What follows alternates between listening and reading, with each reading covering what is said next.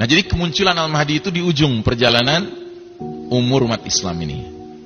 Yang berarti ketika tanda-tanda besar sudah mulai bermunculan. Dan tanda besar ini kalau kita sudah mengerti ilmunya, dapat kita jadikan sarana berdakwah kepada orang Nasrani. Karena orang Nasrani juga meyakini di akhir zaman akan turun dari langit sosok yang mereka sebut Yesus Kristus, ya. Kita nyebutnya Isa Al-Masih Ibnu Maryam alaihissalam. Mereka menyebutnya Yesus Kristus. Dan kita nanti akan menyaksikan turunnya Isa alaihissalam. Ternyata tidak mencari gereja. Dia masuk ke masjid. Dia sholat subuh berjamaah dengan kaum muslimin. Yang pada saat itu imam sholatnya adalah Al-Mahdi. Masya Allah, ya. Dan Isa alaihissalam nanti akan mengajak semua orang kafir, termasuk ahli kitab Yahudi Nasrani, memeluk agama Nabi akhir zaman, agama Islam ini. Bahkan dalam hadis sahih dikatakan, Isa alaihissalam kalau sudah turun nanti dari langit, dia hanya menawarkan dua pilihan kepada orang kafir dan ahli kitab. Pilihan pertama, aslim taslam, masuk Islamlah engkau, niscaya engkau akan selamat dunia dan akhirat. Kalau nggak mau, diapakan sama Isa alaihissalam? Ya, diselesaikan. Loh, kok ngeri gitu Ustaz? Bukankah Isa alaihissalam itu digambarkan sosoknya santun? Iya memang. Cuman masalahnya adalah bukan masalah kesantunan di sini. Masalahnya turunnya Isa alaihissalam termasuk tanda kalau dunia sudah memasuki injury time. Dunia sudah mau berakhir. Waktu sudah tinggal sedikit. Adalah keterlaluan kalau orang kafir, Yahudi Nasrani masih tetap ngeyel ketika Isa alaihissalam sudah turun. Karena cuma dikasih dua pilihan, atau masuk Islam atau mati. Dan akan ada nanti orang-orang kafir, Yahudi Nasrani, yang masuk Islam tidak mau, tapi mati lebih gak mau lagi. Akhirnya apa? Masuk Islam dengan terpaksa. Sampai kapan? Sampai Isa alaihissalam wafat, mereka murtad lagi. Dan ketika sedang seru-serunya murtad, tiba-tiba matahari terbit dari barat. Mereka ingin mengucapkan dua kalimat syahadat lagi, kata orang Padang, talambe, too late. Tidak diterima, pintu tobat sudah ditutup, ya. Walaupun ada juga yang awal mulanya masuk Islam terpaksa, tetapi lama-kelamaan benar-benar beriman, ya. Beruntunglah dia. Ada hadis mengatakan, Nabi bersabda, kelak nanti kalau perang antara kaum muslimin dengan Yahudi, maka kaum muslimin akan berada di sebelah timur Nahrul Urdun, sungai Jordan. Dan Yahudi akan berada di sebelah barat dari Nahrul Urdun, sungai Jordan. Anda tahu, waktu Nabi menyampaikan hadis ini, para sahabat heran, apa itu Urdun, apa itu Jordan? Nggak ngerti mereka, karena zaman itu belum ada Jordan, Pak. Kita sekarang ngerti. Ya. Artinya apa? Nabi itu jangan ditanya, dia tahu tidak tahu tentang Amerika. Ya jelas tahu kalau dikasih tahu sama Allah. Tapi dengan tidak adanya hadis itu, kita perlu menduga kuat, jangan-jangan Amerika pada masa itu sudah nggak ada. Karena apa? Terbenam. Dan tentu pengertian terbenam bukan seluruhnya. Daratan tingginya, puncak-puncak gunungnya mungkin masih tersisa, ya. Termasuk wilayah Indonesia yang kita cintai karena Allah ini. Maka kalau ada di antara Anda yang berpikir, wah kalau gitu kita harus siap-siap. Bukan, kita harus siap-siap mengantisipasi pembenaman ini dengan cara kita bangun kampung akhir zaman di puncak-puncak gunung. Misalnya kita ke Merapi gitu ya, silakan. Karena ada hadisnya juga, Nabi bilang, kalau kalian sudah hidup di era fitnah, bawalah hewan kambing kalian, domba kalian ke puncak-puncak gunung, ya kan? Uzlah, kan begitu.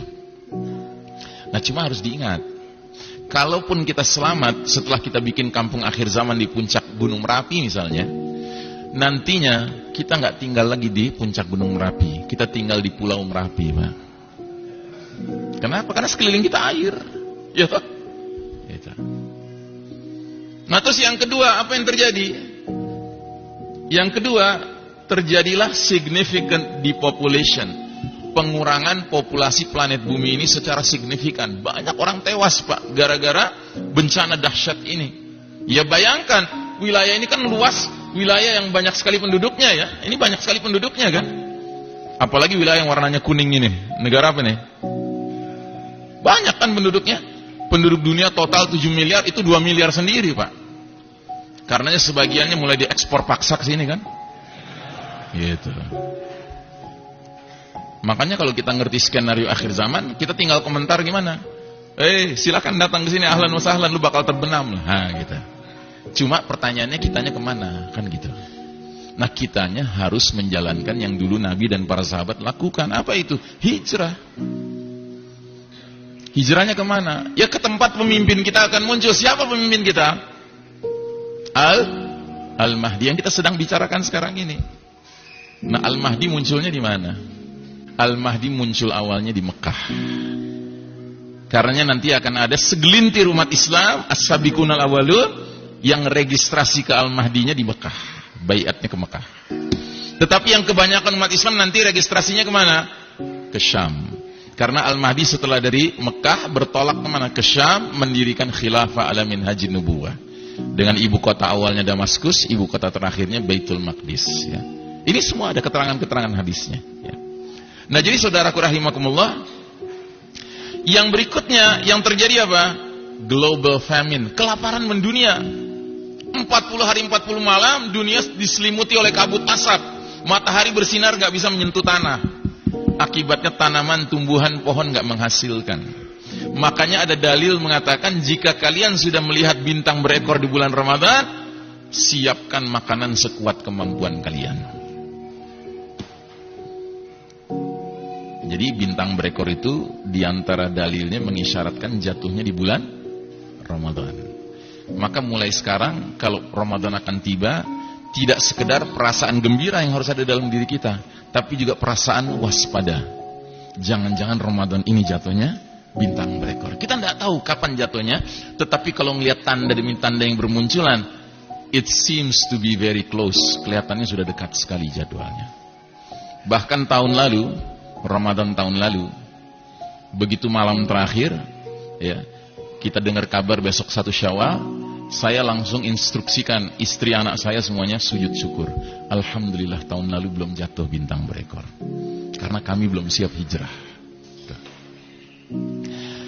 Dan kelaparan mendunia ini berakibat kepada apa? Orang berebut makanan, Pak. Sampai apa? Sampai saling berbunuhan, killings, ya. Al-haraj kata Nabi, saling berbunuhan, memperebutkan makanan. Nah, yang lebih tidak pernah kita duga-duga lagi adalah dampak yang kelima. Terjadinya shutdown of modern technology. Teknologi modern ini berhenti beroperasi. Kenapa?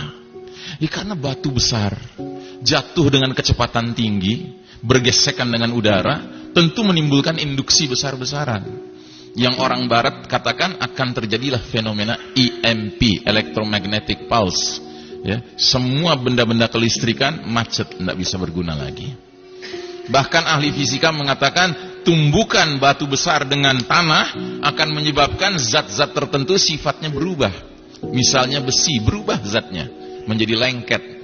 Sehingga instrumen-instrumen yang terbuat dari besi yang sedikit rumit saja tidak bisa dipakai lagi. Contohnya sepeda, rantainya besi, gearnya besi, nggak bisa dipakai lagi. Bedil, pelatuknya besi, pelurunya besi, nggak bisa dipakai lagi. Dan ini yang dikatakan Nabi sampai 3 kalimat diulang-ulang dalam hadis riwayat Muslim, hadisnya sahih. Nabi bersabda, wa'udtum min haitsu bada'tum, wa'udtum min haitsu bada'tum, wa'udtum min haitsu bada'tum. Kalian akan kembali kepada kondisi seperti sedia kala. Kalian akan kembali kepada kondisi seperti sedia kala. Kalian akan kembali kepada kondisi seperti sedia kala. Sewaktu Nabi dahulu menyampaikan kepada para sahabat nggak ngerti.